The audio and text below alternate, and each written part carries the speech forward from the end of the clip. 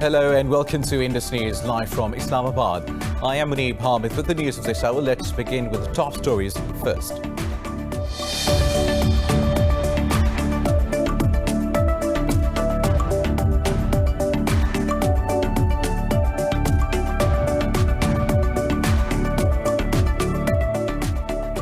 Pakistan says India is delusional to think it can remove the issue of occupied Jammu and Kashmir from the agenda of the UN Security Council.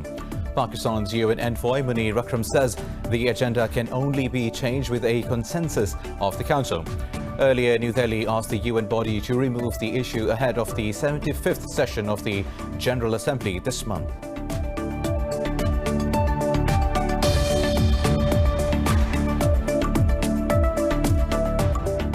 In Bangladesh, at least 14 people have died in a blast likely caused by a leak in a gas pipeline at a mosque in the central Narayanganj district. Health officials say 25 of some 30 injured people are in a critical condition.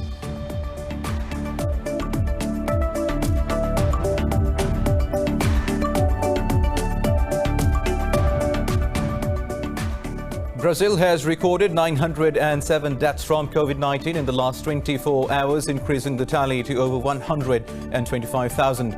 India continues to report the world's highest daily numbers as 1,089 more people died and another 86,000 tested positive overnight.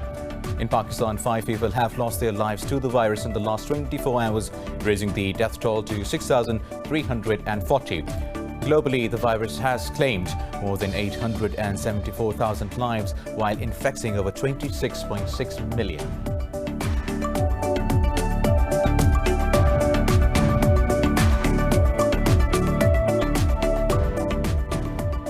Washington alleges China has taken the most active role among the countries looking to interfere in the US presidential elections in November. At a press briefing, National Security Advisor Robert O'Brien said anyone attempting to meddle will face extraordinary consequences. China has consistently denied US claims of influencing its domestic politics.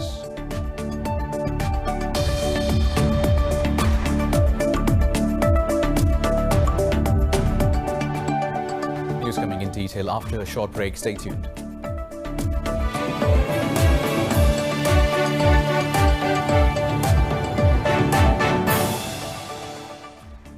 Welcome back. Now let's have the news in detail. We start from Pakistan, which says India is delusional to think it can remove the issue of occupied Jammu and Kashmir from the agenda of the UN Security Council. Pakistan's UN envoy Munir Akram says the agenda set under the established rules can only be changed with a consensus of the Council. Akram said Islamabad is committed to resolving the issue in accordance with the wishes of the Kashmiris. He said the presence of UN military observers in the Kashmir proves the dispute is under the active consideration of the Security Council. He said the observers report the almost daily ceasefire violations by New Delhi to the UN and to the Security Council. Earlier this week, New Delhi asked the UN body to remove the issue ahead of the 75th session of the General Assembly this month.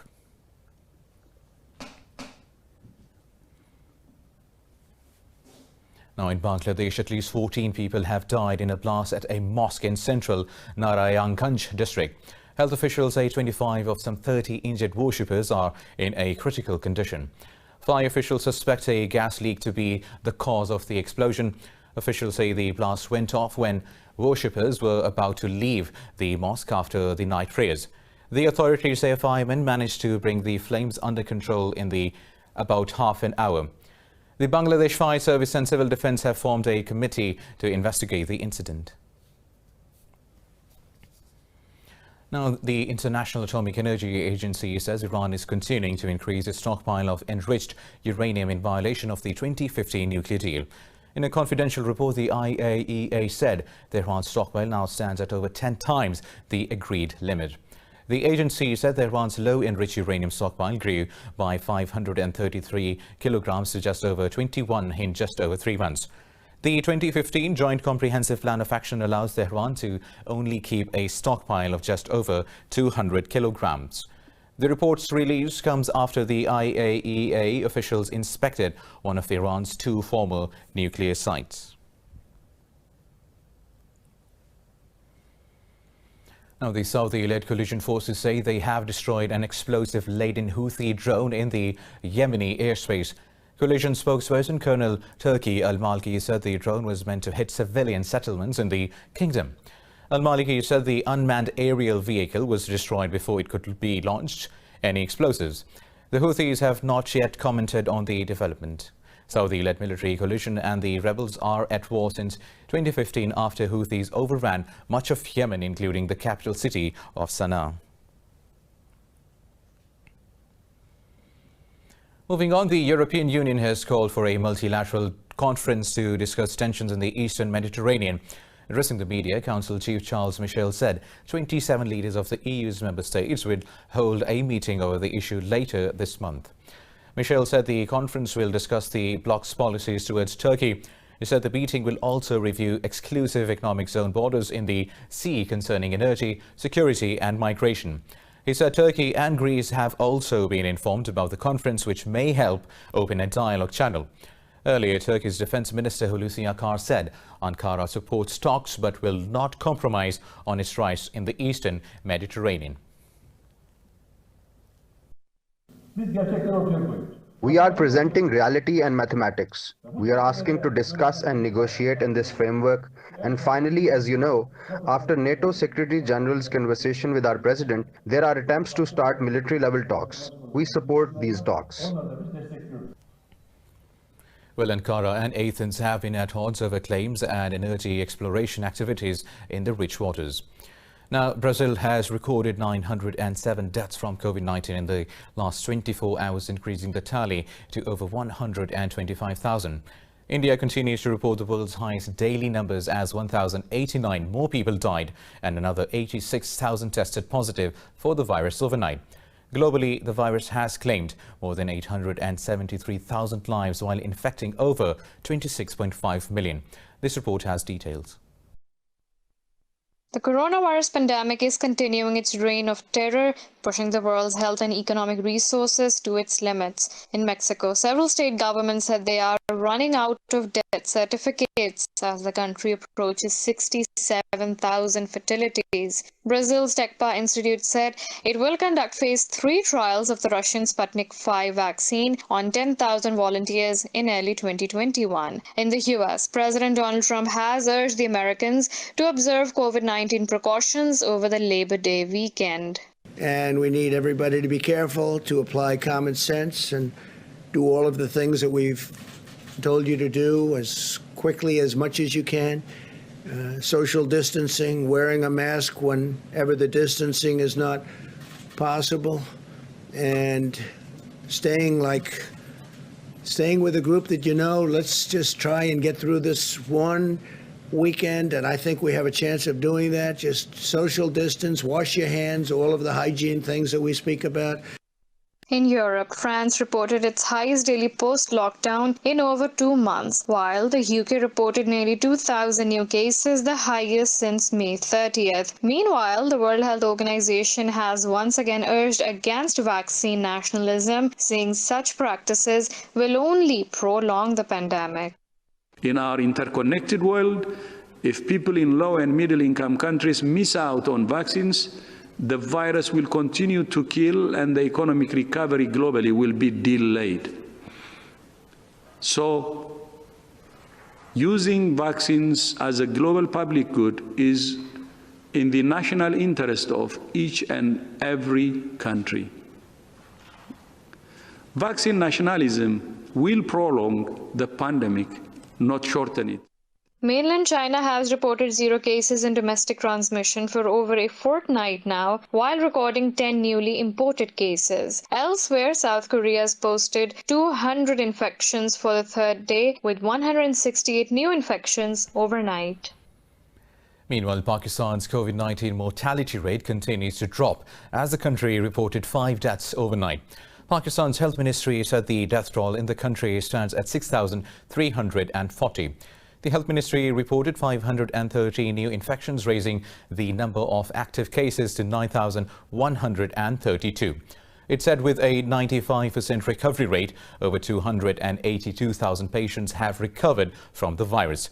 The National Command and Operations Center says only 84 vents have been occupied across Pakistan out of 1,920 allocated for COVID-19 patients.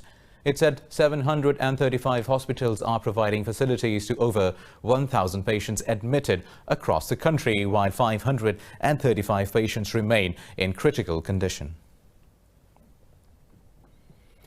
Moving on now, Washington alleges China has taken the most active role among the countries looking to interfere in the U.S. presidential elections in November. At a press briefing, National Security Advisor Robert O'Brien said anyone attempting to meddle will face extraordinary consequences. O'Brien said Washington has warned Beijing, Moscow, Tehran and some other countries against any such move. O'Brien said despite the measures, the foreign powers will still try to spread propaganda during the election season. He said the U.S. intelligence will monitor such activities and will do everything to protect the sanctity of American democracy. There's always going to be propaganda. There's always going to be efforts to influence us. And again, we know that the Chinese have taken the most active role, but the Russians and the Iranians and other countries are involved as well. So we're going to keep monitoring it, and we're going to do everything we can to protect the sanctity of our election. That's the foundation of our democracy. That's what makes us America. And we're just not going to tolerate these other countries trying to get involved in our elections. Well, both China and Russia have consistently denied U.S. claims of influencing its domestic politics. Still in the U.S., Kenosha police shooting victim Jacob Blake has pleaded not guilty to criminal charges filed prior to the shooting on August 23rd. Blake entered the plea through his lawyer during a live-streamed court hearing, his first public appearance since he was shot by the police. Blake's lawyer, Patrick Cafferty, said his client did not have a prior criminal record and no convictions in any U.S. state. Blake, who is in hospital paralyzed, is accused of criminal trespass, sexual assault and disorderly conduct based on statements by his former girlfriend. The prosecutor, Zeke Wedenfeld, agreed to a conditional bail for Blake, citing his gunshot wounds. I would ask that the $500 cash that's already been posted on the warrant be applied as a cash condition of the bond. I would ask for additional conditions of no violent contact with the person referenced in the complaint with the initials LNB or her children. Also, no contact with her residence. I would ask for additional conditions that the defendant not possess any weapons and that he not leave the state of Wisconsin for any purpose other than for medical treatment. The court has set the trial to begin on November 9th with the selection of a grand jury. Now, the U.S. President Donald Trump says the poisoning of Kremlin critic Alexei Navalny is a tragic incident, but Washington is yet to see any proof. Trump said the U.S. will soon be receiving some documents over the issue and has to look into the matter very seriously. The president said if Russia is in fact behind the poisoning, the U.S. will strictly respond. I would be very angry if that's the case, and we'll take a look at the numbers and the documents, because we're going to be sent a lot of documents over the next few days. NATO has urged Russia to cooperate in the international probe into the incident, saying use of the chemical weapon shows a total disrespect for human lives. Now, moving on, Belarus opposition leader Sviatlana Tsikhanouskaya has called on the UN to condemn the violent crackdown on the protesters. Speaking at the virtual session of the UN Security Council, Tsikhanouskaya urged the body to send an international monitoring mission to Belarus. She also urged the international community to use all available avenues, including sanctions, to stop the violence. The opposition leader said the UN should take notice of the human rights abuses by President Alexander Lukashenko. She called Lukashenko's regime morally bankrupt, legally questionable and weak in the eyes of the citizens. The Eastern European nation has been marred by violent protests over allegations of widespread rigging in the presidential poll since August 8th.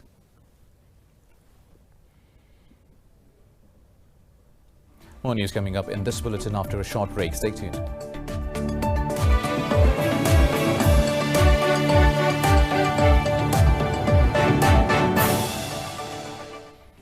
Welcome back. Now moving on with the news stories. Serbia and Kosovo have agreed to a U.S. brokered deal to normalize economic ties. Speaking along with the world leaders of both countries in the Oval Office, US President Donald Trump said Serbia has also committed to moving its embassy to Jerusalem. Trump said Kosovo has agreed to establishing diplomatic ties with Israel. Serbian President Aleksandar Vučić said there were still many differences between Belgrade and Pristina. While Kosovo's Prime Minister Abdullah Houthi said the agreement must lead to mutual recognition between the two countries. The announcement came after 2 days of high-level talks among the leaders and senior Trump aides. Now over to Mali, where militants have killed 10 soldiers near the west-central town of Guer at Mauritania border.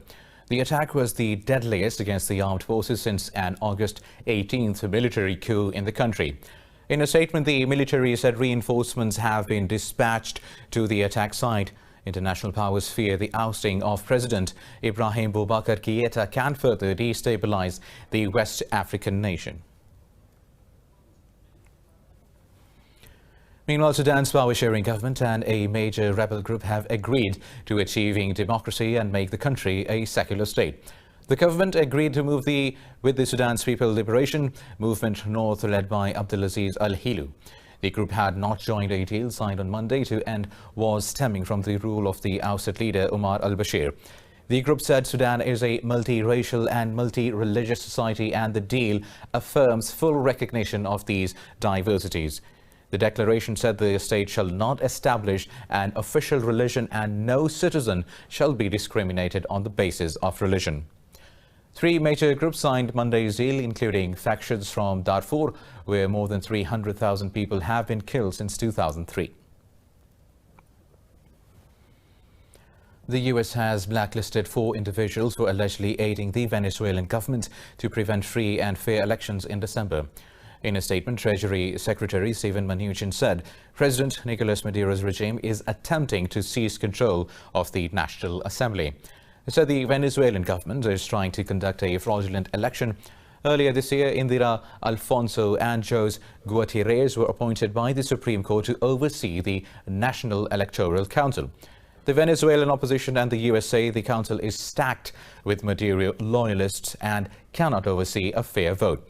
The main opposition coalition, led by Parliament head Juan Guaido, has vowed to boycott the election. Moving on, Russia says early tests on its coronavirus vaccine have shown signs of an immune response. This comes after Russia licensed the vaccine for the local use in August, becoming the first country to do so. In their first report on the vaccine, Russian scientists said every participant developed antibodies to fight the virus and had no serious side effects. Experts say the trials were too small to prove effectiveness and safety of the cure. But Moscow hailed the results as an answer to critics. Meanwhile, some Western experts have also raised concerns about the speed of Russia's work, saying the researchers might be cutting corners. Now, Colombia's military has taken on a new enemy and is fighting deforestation in the country's national parks.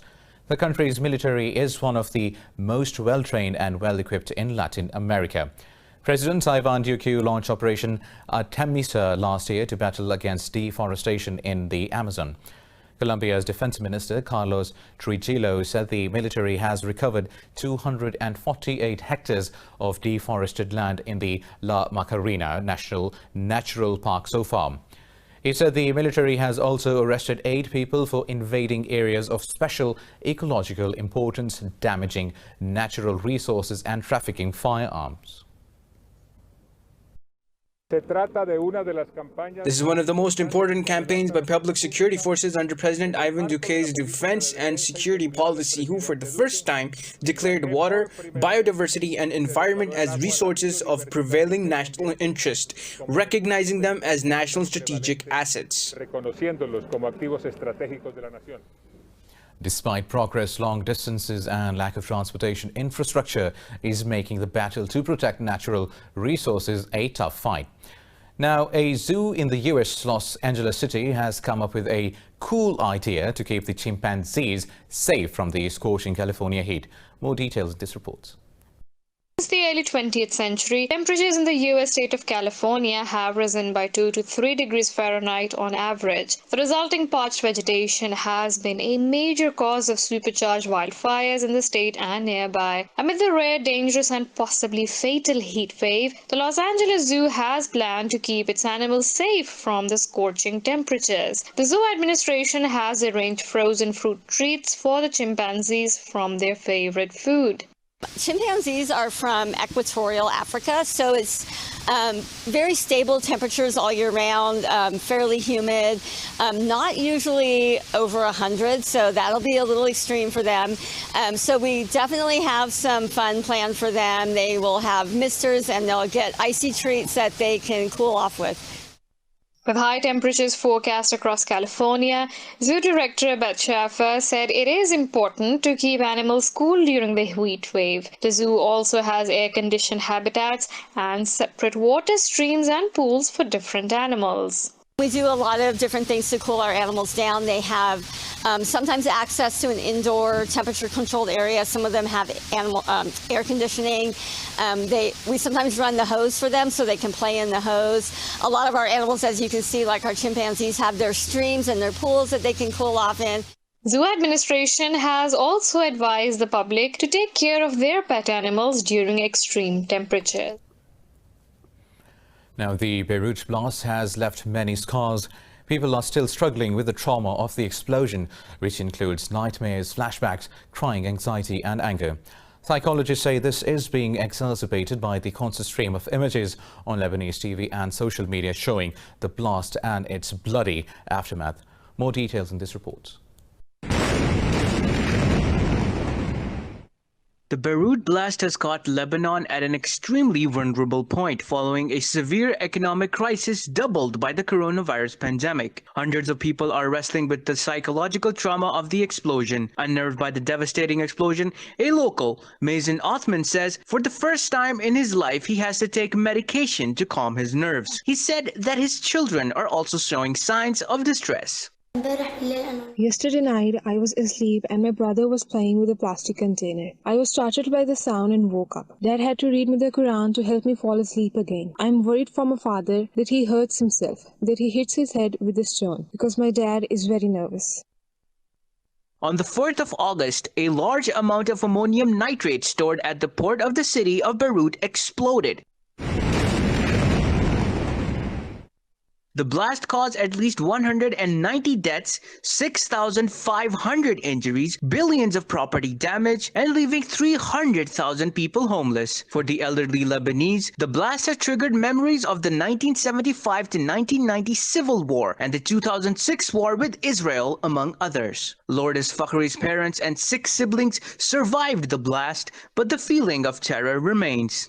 I am coming here because this is where I lived for 20 years, spent my childhood, and where my memories are. I can't leave. I am in a much nicer house now, better organized, and we are going to furnish it properly. But here, I'm living because of so many things that I can't let go of. Experts have warned of a national mental health emergency in the country. Everyone experienced the shock in a different way. Some people want to talk about it, others not. The majority of those who talk to us say that they are unable to sleep at night, that they are afraid to switch off lights at night, that they are afraid to go out alone because they are scared of another explosion. UNICEF estimates that half of the children who survived the blast have shown signs of distress and trauma.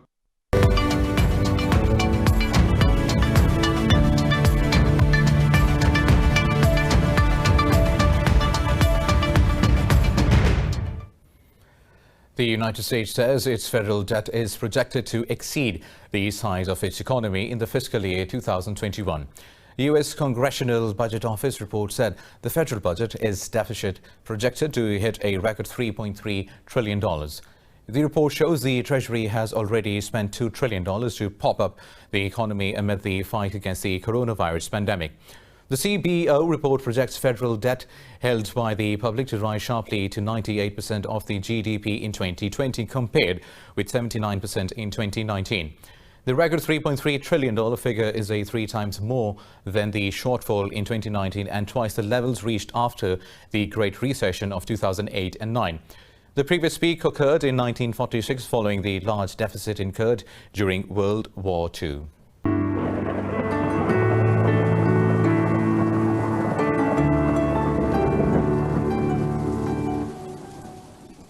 And now let's have a look at the weather updates across the globe.